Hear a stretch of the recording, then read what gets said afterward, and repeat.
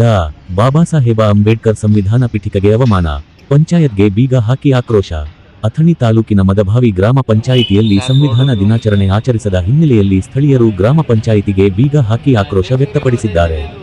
ಜಿಲ್ಲಾಡಳಿತ ಆದೇಶದನ್ವಯ ಸಂವಿಧಾನ ದಿನಾಚರಣೆಯನ್ನು ಸಂವಿಧಾನದ ಮಹತ್ವ, ಮೌಲ್ಯದ ಕುರಿತು ಅರ್ಥಪೂರ್ಣವಾಗಿ ಆಚರಿಸಲು ಆದೇಶವಿದ್ದರೂ ಮದಭಾವಿ ಗ್ರಾಮ ಪಂಚಾಯಿತಿ ನಿರ್ಲಕ್ಷ್ಯ ಧೋರಣೆ ತೋರಿದೆ ಎಂದು ಮೇಲ್ನೋಟಕ್ಕೆ ಕಂಡು ಬಂದಿದೆ.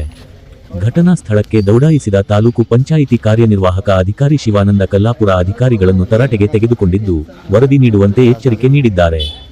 ಸ್ಥಳೀಯರ ಆರೋಪದ ಪ್ರಕಾರ ಸಂವಿಧಾನ ಶಿಲ್ಪಿ ಡಾ. ಬಾಬಾಸಾಹೇಬ ಅಂಬೇಡ್ಕರ್ ಅವರ ಸಂವಿಧಾನ ದಿನಾಚರಣೆ ಆಚರಿಸದೆ ಅವಮಾನ ಮಾಡಿದ್ದು, ಮೇಲಾಧಿಕಾರಿಗಳು ಪಂಚಾಯಿತಿ ಅಧಿಕಾರಿ ಹಾಗೂ ಆಡಳಿತ ವ್ಯವಸ್ಥೆಯ ವಿರುದ್ಧ ಸೂಕ್ತ ಕಾನೂನು ಕ್ರಮ ಕೈಗೊಳ್ಳುವಂತೆ ಆಗ್ರಹಿಸಿದ್ದಾರೆ.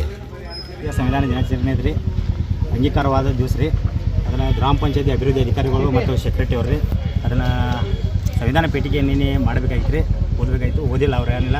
ಮತ್ತು ಹೇಳ್ಬೇಕಂದ್ರೆ ಇವರು ಸೆಕ್ರೆಟರಿ ಅವರು ದಲಿತ ವಿರೋಧಿ ಅಂತ ಹೇಳ್ತೀವಿ ನಾವು. ಯಾಕಂದ್ರೆ ರೀ ನಿನ್ನೆ ಸಾಯಂಕಾಲ 6 ಗಂಟೆಗೆ ಬಂದರು. ನಿನ್ನೆ ಸಾಯಂಕಾಲ 6 ಗಂಟೆಗೆ ಬಂದರು ಸಂವಿಧಾನ ಪೀಠಿಗೆ ಓದಕ್ಕೆ. ಅಭಿವೃದ್ಧಿ ಅಧಿಕಾರಿಗಳಿಗೆ ಫೋನ್ ಹಚ್ಚೋಣ, ಫೋನ್ ರಿಸೀವ್ ಮಾಡಲ್ಲ. ನಮ್ಮಲ್ಲಿ ಕಾಕ ಸತ್ತರು ಮತ್ತು ಮದುವೆ ಐತಿ, ಈ ರೀತಿಯಿಂದ ಅವ್ರು ಹೇಳ್ತಾರೆ.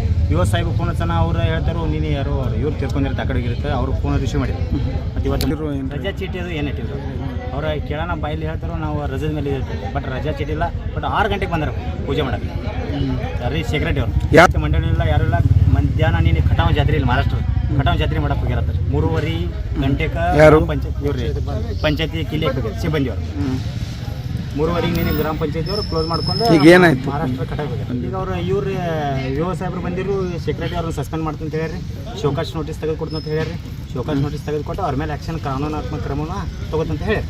ನಿಮ್ಮ ಹೆಸರು? ನಮ್ಮ ಹೆಸರು ಉದಯ ಒಳ್ಳೆ ಮದ್ಭಾವಿ.